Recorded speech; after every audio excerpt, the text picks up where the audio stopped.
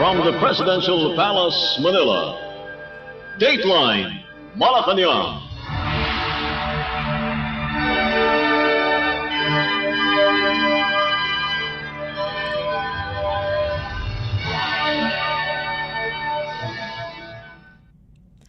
Good day. This is Dateline Malacañang, and here are the news. Philippine President Ferdinand R. Marcos Jr. on Thursday led the distribution of various assistance to farmers, fisherfolk, and families in Tagum City, Davao del Norte Province. This is part of the administration's continuing whole of government approach to uplift the lives of Filipinos under the vision of Bagong Pilipinas or New Philippines. Various government agencies once again gathered together to bring government services closer to the people amid the impacts of the El Nino phenomenon across the country. The Department of Social Welfare and Development or DSWD distributed cash assistance worth 10,000 pesos to the beneficiaries, while the Office of House Speaker Martin Romualdez provided 5 kilos of rice to each attendee. During the program, the President personally led the distribution of 10,000 pesos worth of cash assistance to 10 beneficiaries from 3 provinces, as well as 10 million pesos each to the provincial governments of Davao del Norte, Davao de Oro, and Davao Oriental. Let us now listen to the speech of Philippine President Ferdinand R. Marcos Jr. during the event. Kasama po natin ang mga iba't ibang kalihim ng mga iba't ibang departamento na kasama sa pagdadala ng tulong.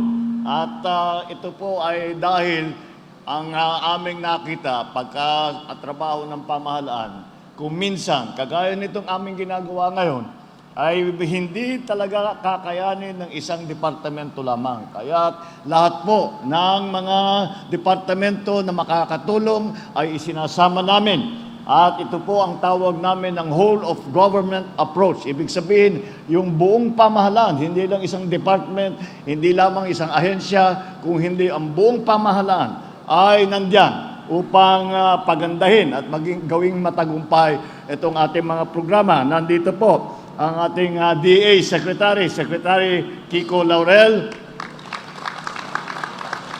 ang ating Secretary ng DSWD, Secretary Rex Gatchalian. Hindi po namin magagawa ito. Lahat ng aming ginagawa sa pamahalaan, hindi lamang sa pagdala ng tulong at pagbigay ng mga iba't ibang benepisyo sa ating taong bayan, kung hindi po maganda ang ugnayan sa national government at saka sa local government. Kaya't nandito, sinama po natin ang nagtatrabaho po dyan, ang Secretary ng DLG, Secretary Benhur Abalos. At ang ating namumuno na namamahala para sa development ng buong isla ng Mindanao, the Mindanao Development Authority Secretary Leo Magno. Ang ating Davao de Oro, 1st District Representative, Congresswoman Maria Carmen Zamora. Ang 2nd District Representative, Congressman Ruel Peter Gonzaga. Ang 2nd District Representative ng Davao Oriental, Congressman Chino Miguel Almario. Nandito rin po ang Provincial Governor ng Davao de Oro, the Governor Dorothy Gonzaga. At ang ating Davao Oriental, Provincial Governor Nino Sotero Uy. At ang Provincial Acting Governor ng Davao del Norte, Acting Governor De Carlo Uy. Tagum City Mayor Ray Uy, siyempre, at ang ating matagal ng kasama, Ang pinaka-mahalaga, ang pinaka-importante na nandito, nakasama po natin ngayon ang ating mga beneficiary, ang ating mga pagtatanggap ng presidential assistance, ang aking mga kasamahan sa pamahalaan at lahat po ng iba't ibang bisita, ladies and gentlemen po, ay magandang umaga po sa inyong lahat. Tunay nga pong malaki ang pinagbabago ng Tago mula nung huli kong pagbisita rito, nung panahon pa nung kampanya. Naging memorable po sa akin ang Unity Caravan na yun sapagkat napakainit po ang binigay ninyong salubong para sa amin. Kaya maraming salamat po. Kasing init at kasing sigasig ng ating kasalukuyang administrasyon sa pagsisikap na ipagpatuloy ang nasimulan at tiyakin na makinabang ang mga mamamayan sa ating mga programa at ang ating mga proyekto. Isa na rito ang kaabang-abang na pagtatapos ng Mawag, Maragusan, Caraga Road, ang Carmen Tagum City Coastal Road, ang Tagum City Bypass Road, at ang pinaka-aasam na Mindanao Railway Project Phase 1.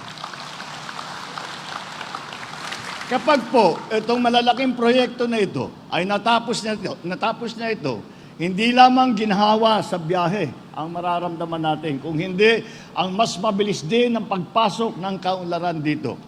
Bukod po riyan, ating itatayo ang 7-story hospital na magiging Davao Regional Medical Center sa Apocon, Tagum City, nang naglalayong makapaghatid ng dekalidad at maaasahan na serbisyong medikal. Atin din pong isinasaayos ang New Visayas Tulalian Farm to Market Road na magpapabilis ng transportasyon ng mga produkto mula sa mga sakahan tungo sa merkado. Gayunpaman, kinakaharap ng sektor ng agrikultura ang isang matinding hamon. Ayon sa pinakahuling datos na aming nakita, mahigit 1,000 pamilya sa 16 na barangay sa Davao Region ang lubhang naapektuhan ng El Nino at ang pagtagtuyot na dala ng El Nino. 50 milyong pisong halaga ang pagkalugi na naranasan ng ating mga magsasaka at mangingisda. Wala nang mas bibigat pa sa pakiramdam na masaksihan na unting-unting namamatay ang mga pananim o natatayuan ang mga palaisdaan dahil sa matinding tag-araw. Kaya po ay hindi po namin kayo pababayaan. Kayo po sandigan ng ating bayan sa pag-unlad, kung kaya't hindi kami titigil sa pag-aagapay sa inyong lahat. Makakasiguro po kayo. Makakasiguro po kayo na ang nasyonal na pamahalaan at ang mga local government ay nagtutulong-tulong upang agarang maipaabot ang mga ayuda para sa mga magsasaka, mangingisda, at ang inyong mga pamilya. Ang opisina ng ating House Speaker, Martin Romualdez, ay mamamahagi rin ng bigas para sa mga benepisyaryong naririto. Sa panig po ng DSWD, sa DSWD po ay nakapaghanda po tayo ng mahigit na 19,000 na food pack na nakakahalaga ng higit 15 milyong piso. Bukod po riyan, mag-aabot ng 10,000 piso na tulong pinansyal sa 10,000 benepisyaryo sa bawat probinsya ng Davao Region.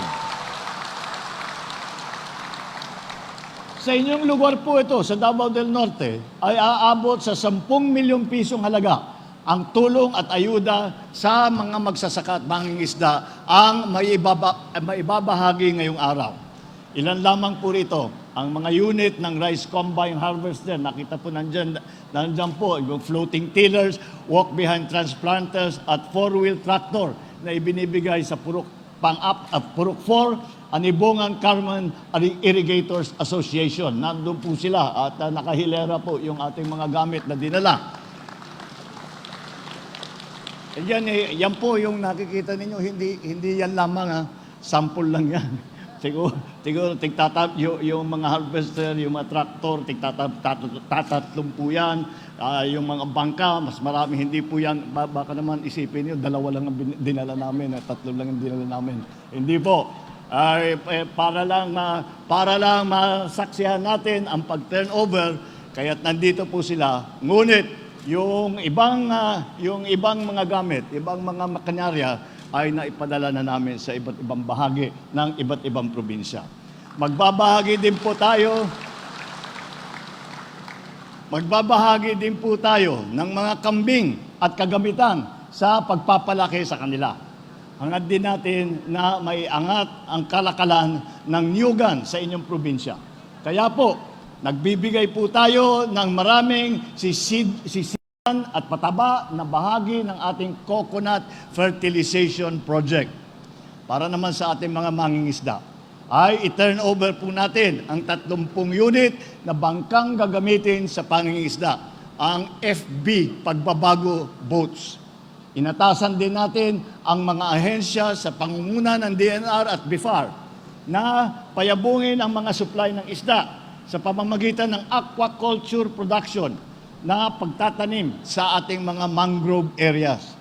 Ito ay bahagi ng halos 60 milyong pisong nakalaan para sa distribusyon ng tulong sa mga magsasaka at mangingisda sa inyong rehiyon upang makabangon tayo muli mula sa pinsalang dulot ng El Nino. Kasama po dyan ang tulong pinansyal, suportang teknikal at iba pang halagang programa mula sa DA, sa DTI, sa DOLE at sa TESDA. Nagbigay na rin po ako ng direktiba sa DPWH, sa Public Works, na pabilisin ang pagkumpleto ng mga natitirang flood control project dito. Dahil po, naramdaman po natin yung tagtuyo at yung flood control project ngayon po, iba po ang aming design na ginagawa. Ang flood control project ngayon po ay hindi lamang para sa flood control. Nag-iipon din tayo ng tubig para sa irigasyon, para sa freshwater supply ng ating mga iba't ibang household. At lalagyan po natin, kung kakayanin po, kung tama po, lalagyan po pa natin yan mga solar. Sila yung nakalutang na solar para meron din tayo makukuhang kuryente na libre galing sa araw. Pagsusumikapan natin na mas lalong madaling panahon, ay walang Pilipinong nakalubog sa baha at sa kahirapan. Ito po ang bagong Pilipinas. Sa panahon ng tagtuyot at tag-ulan, kaagapay niyo kami sa pagbangon tungo sa mas maunlad na buhay. Sa inyong suporta, mga dasal, at patuloy na pagkakaisa, matutupad po natin lahat ng ating pangarap para sa tagong na magtatagumpay tayo maisulong ang malawakang pagbabago sa buong Mindanao at sa buong Pilipinas. Sama-sama po tayo at mangarap tayo at kumilos para sa isang bagong Pilipinas. And you just heard the speech of Philippine President Ferdinand R. Marcos Jr. Dateline Malacañang. In other news stories, Philippine President Ferdinand R. Marcos Jr. on Wednesday directed officials of the Philippine National Police or PNP, led by PNP Chief Police General Romel Francisco Marbil, to do everything that it can to ensure the peaceful holding of the midterm elections next year. The directive was given by the President during the PNP's command conference in Camp Crame. According to PNP Public Information Office Chief Police Colonel Jean Fajardo, the Commander-in-Chief ordered the PNP to strengthen its efforts on disarming and eliminating private armed groups or PAGs, intelligence gathering, and confiscating illegal firearms as preparations for the elections. The chief executive also wanted the PNP to find potential hotspots in the upcoming elections to make sure the polls will be properly held.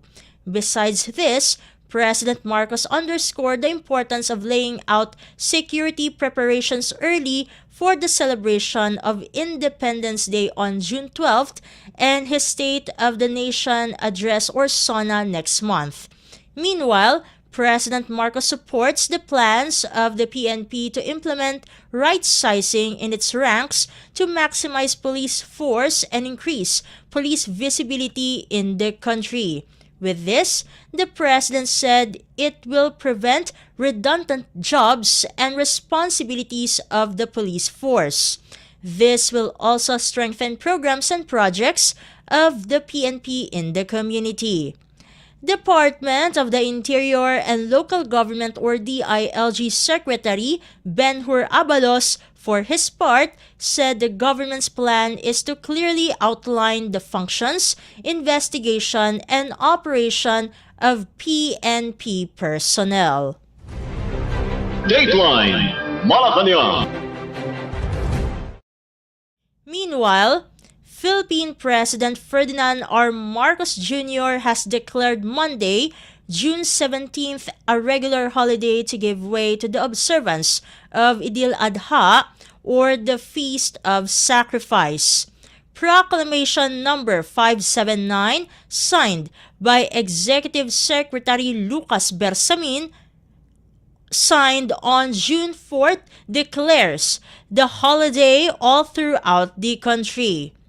The proclamation was issued upon the recommendation of the National Commission on Muslim Filipinos or NCMF based on the 1445 Hijra Islamic lunar calendar. Under Republic Act 9848, the 10th day of Zulhijjah, the 12th month of the Islamic calendar, is a national holiday for the observance of Idil Adha with a movable date.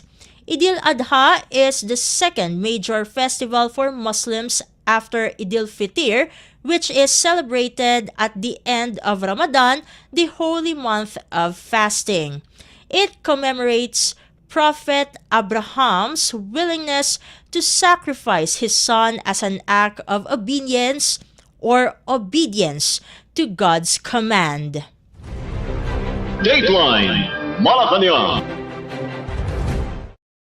In other news stories, Philippine President Ferdinand R. Marcos Jr. on Wednesday ordered the Bureau of Customs or BOC and the Department of Agriculture or DA to implement 24/7 deployment of teams to ensure uninterrupted shipment process nationwide.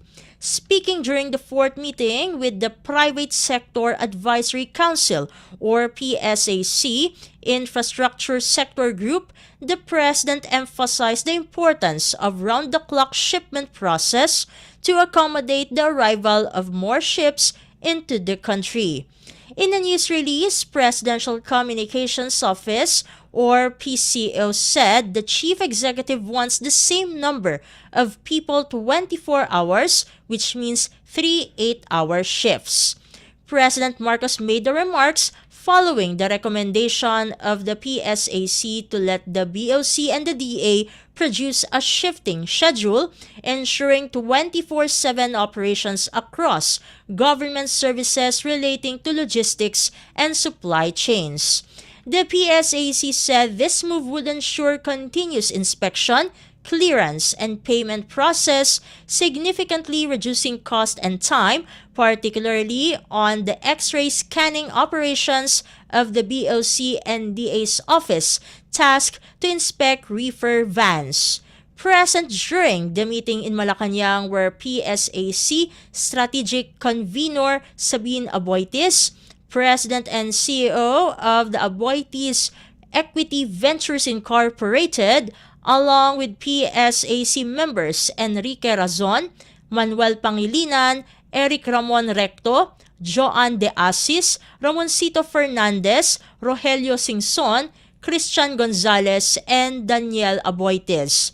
Composed of the country's renowned tycoons and business leaders, PSAC regularly convenes and recommends to the President various policies and programs under 6 sectors, namely infrastructure, agriculture, digital infrastructure, healthcare, jobs, and tourism. Dateline Malacañang. Meanwhile, Philippine President Ferdinand R. Marcos Jr. on Wednesday administered the oath of office of Lapu-Lapu City Mayor Junard Chan as chairperson of the Regional Peace and Order Council or RPOC Region 7 in a ceremony at the study room in Malacañang Palace. The Peace and Order Council was created under Executive Order or EO number 727 series of 1981 to prepare and submit to the Office of the President or OP a national plan which shall outline peace and order campaigns and policies to coordinate and monitor peace and order plans, projects, and relative activities, and to develop, design, and establish an information system which shall provide data needed by agencies concerned with the administration of justice, among others.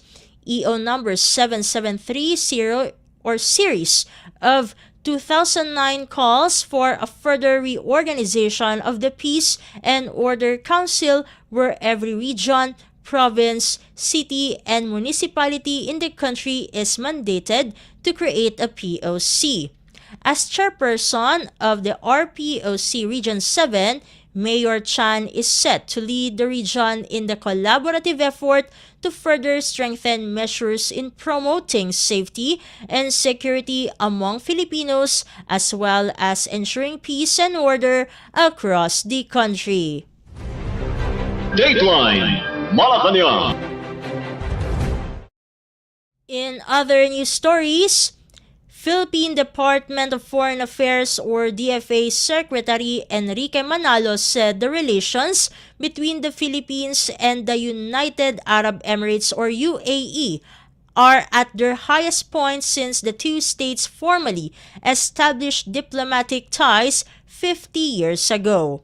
Manalo issued a statement during a meeting with UAE Minister of Foreign Affairs Sheikh Abdullah bin Zayed Al Nahyan, who was in Manila for an official visit from June 3 to 4. The DFA said during the two ministers' meeting, Secretary Manalo recognized that Philippine-UAE relations are at their highest point ever since the two countries' diplomatic relations began 50 years ago in 1974. The DFA added that Philippine-UAE relations have significantly grown in breadth and coverage in recent years, especially with the conclusion of agreements on various matters, including space cooperation, investment protection and promotion, agriculture, and climate change. Manalo also noted the continuous high-level exchanges between the two countries to discuss various matters such as investments, renewable energy, tourism, and transportation. Noting the robust exchanges between the two countries, the UAE Foreign Affairs Minister expressed his confidence that much more could be done in the coming years. The last visit of the UAE Foreign Affairs Minister to the Philippines was in October 2010. Dateline Malacañang. Meanwhile, a total of 125 Chinese ships were spotted in the West Philippine Sea or WPS from May 28 to June 3.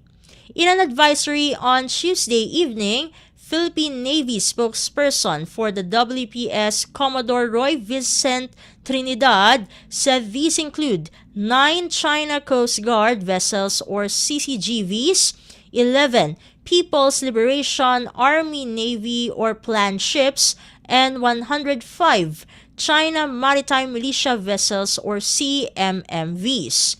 Trinidad added that the number is slightly higher than the 122 Chinese vessels spotted in the WPS from May 29 or from May 21 rather to 28. He said these ships were spotted in the following locations in the WPS: 3 CCGVs and 15 CMMVs in Bajo de Masinloc, 4 CCGVs, 2 planned ships, and 26 CMMVs in Ayungin Shoal, 1 CCGV, 2 planned ships, and 33 CMMVs in Pag-asa Island, 1 CMMV in Parola Island, 1 CMMV in Likas Island, 1 planned ship in Lawak Island, 4 CMMVs in Panata Island, 2 CMMVs in Patag Island, and 1 CCGV, 6 planned ships, and 23 CMMVs in Sabina Shoal. Dateline Malacañang. In other news stories, the Philippine Overseas Workers Welfare Administration or OWA is encouraging overseas Filipino workers or OFWs to monitor updates on the upcoming launch of the OFW app. According to the announcement of OWA, a Memorandum of Understanding or MOU was signed with the help of the OFW Party List, Department of Information and Communications Technology or DICT, Department of Migrant Workers or DMW, and OWA for the launch of the OFW app. OWA said the OFW app is a mobile application that will serve as an assistance and information outlet for OFWs around the world. OFW Party List Representative Marisa Del Mar Magsino, OWA Administrator Arnel Ignacio, DMW Secretary Hansleo Kakdak, and DICT Secretary Ivan John Uy signed the MOU. The MOU aims to show the effective collaboration of government agencies in promoting digitization efforts for the welfare of Filipinos. Dateline Malacañang. Meanwhile, the Philippine Department of Migrant Workers or DMW will file multiple complaints against a manning agency that deployed around 100 Filipino fishers on board fishing vessels but failed to pay rightful wages. Migrant Workers Protection Bureau or MWPB Chief Geraldine Mendez talked with the group members and instructed them on what to do.